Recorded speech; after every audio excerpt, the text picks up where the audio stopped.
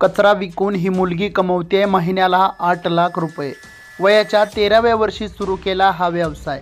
अमेरिकेतील इला रोझीने वयाच्या 13व्या वर्षी कचऱ्यातून वस्तू शोधण्याची आवड निर्माण केली आहे, जी तिला 23व्या वर्षी खूप फायदेशीर ठरली।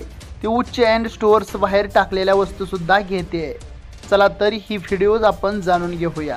कधी तुम्हाला असं वाटलं आहे का की कचरा तुमचं भाग्य बदलू शकतो? बरेच लोक कचऱ्याचा विचार देखील घाण मानतात, परंतु एक मुलगी अशी आहे जिने याच कचऱ्यातून आपल्या जीवनाला नवीन अर्थ दिलाय। तिचं नाव आहे इला रोझी आणि तिने कचऱ्यातून पैसे कमवण्यास सुरुवात केली आहे। इला ही टेक्सास अमेरिका येथील रहिवासी आहे। 13व्या वर्षाच्या वयात तिला अनोखा छंद लागलाय, ज्यामुळे ती 23 वर्षाची होईपर्यंत लाखोमध्ये कमाई करू लागली।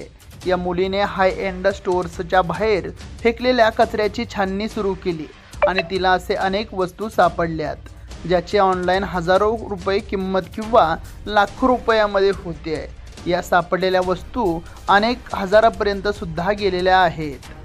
तिचा याच व्यवसायाची एक बिझनेसमध्ये सुरुवात झालेली दिसून येते।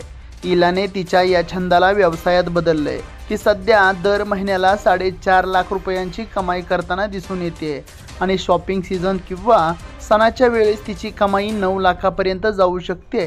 ती तिच्या कामाचे व्हिडिओ सोशल मीडियावर आणि या यूट्यूबवर अपलोड करते।